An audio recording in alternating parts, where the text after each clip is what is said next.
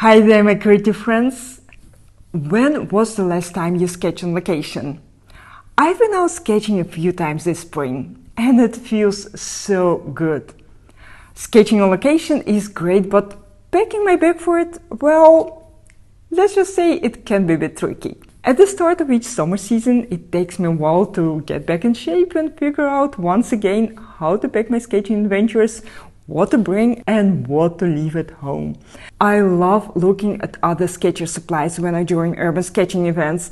I wish you and I could meet up and sketch together, but since this is impossible, I'm going to show you the secrets of my sketching bag right here in this video. But before I do that, please take a second to like this video and subscribe to my channel. Your support means so much to me. Are you ready? I recorded this video for Bravebrush Studio, my club for amateur artists. We have just finished our travel sketching adventure. We discovered 9 different techniques for sketching on location, practiced speed drawing, and learned how to draw people in urban sketches. If you are interested in joining the club and getting access to the entire archive of my art classes and our awesome community, go to bravebrushes.com to sign up. Packing the bag is just the starting point of any sketching adventure, but a very important one.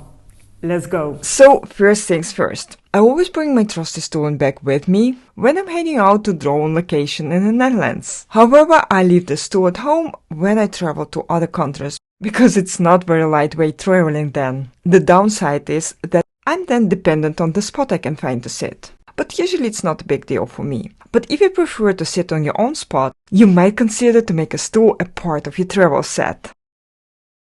I have 2 more bigger bags, but this one is my favorite because it's compact, it looks nice, and because I bought it in Italy, and it always reminds me of my Italian vacations and hours of drawing in this beautiful country. Alright, and now I'm going to show you what's inside my bag. Okay, so I have here a sketchbook, and this is watercolor paper. It's very good quality, Etcher sketchbook. I also have a few different ones. For example, this one is smaller. I don't really like the format because it's only good for landscapes. But this is also a sketchbook that I like to take with me when I draw on location, but the format is just less convenient. Okay, I also sometimes take just a block of paper on location, and I know a lot of people prefer to draw in sketchbooks, and sketchbooks are absolutely great, but I also love to draw in a block because I can get home and hang my artwork if I want to. I don't really use it very often actually, but I want to show you that it's also an option.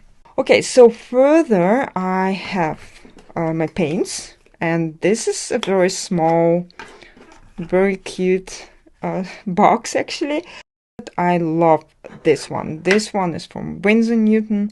It's very convenient because there is a lot of mixing space, as you can see, and there is also enough space for all these colors I need on location. Not too many, but also not too few. Just perfect. What I also have here is a water container. I actually never use it because it's leaking a little bit, but it's very nice as a palette. And there is also this very small brush, and it's really great for details. This is something I really use sometimes for very small details. And there is a water container. I have here a bottle, of course, always with me. A bottle with water to drink and to use for my paint. So this set is really great, and I love it so much. I filled it with my own colors, by the way. But of course, there are many more options. The only thing that I want to recommend you by choosing a travel set is to keep it limited with colors and have enough mixing space so that you can mix your own colors. Oh, one last thing I forgot to tell you about this field box from Winsor Newton is that there is also this small ring here, so you can use it when you draw on location. You can use it to hold your palette like this, so it doesn't get anywhere and you can't drop it by accident. Further, I always have this masking tape for taping my paper down to prevent buckling. And when I bring another color palette, or when I just want to use more water for my watercolor, you know, when the sketch is large and colorful, the water gets dirty very quickly and I don't want to change it every 5 minutes. So I also have this foldable container. It's very convenient for in my bag. And also here are different options, of course. Next thing is a spray bottle for wetting my watercolor, especially important in warm countries like Italy, for example, because the sun is so hot and everything dries very, very quickly. And as you know, dry watercolor is pale watercolor. Further, I have this pencil case. Here I have 3 brushes, some colored pencils, a fine liner and a brush pen, and I actually only need the brush pen because it has a very thin tip for very thin lines when I use almost no pressure and thicker lines when I press harder. Okay, so I also have graphite pencil, and here I also have a few very short pencils. Sometimes you need them. You never know what colors you want to you will need. But I don't want to have too much with me. Just this few colors and a sharpener, of course, a white acrylic pen, and an eraser. Kneaded eraser, of course, because I paint on watercolor paper, but I actually prefer kneaded eraser for everything. Okay, and the very last thing is a pack of tissues. I think you always need them on the go, right? For wiping off your brushes or for a lot of other things. Oh no, almost forgot to mention this. Draft paper, also very important. For your thumbnail, for example, or for your warming up exercises. Okay, this is really very, very last one. Okay, now you've seen the contents of my bag. There are no secrets anymore.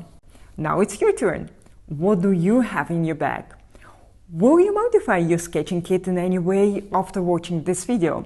Let me know in the comments. And just a little reminder before I let you go. There are many different ways to learn from me. I run offline workshops in my studio near Rotterdam. I do regular online workshops. I offer one-on-one sessions too. But the best way to learn from me is in Bravebrush Studio. It's a combination of the most powerful tools and resources, a supportive community of fellow artists, opportunities for feedback and guidance, weekly video lessons, and my entire archive of past classes and events. Go to bravebrushes.com to join now. See you on the inside!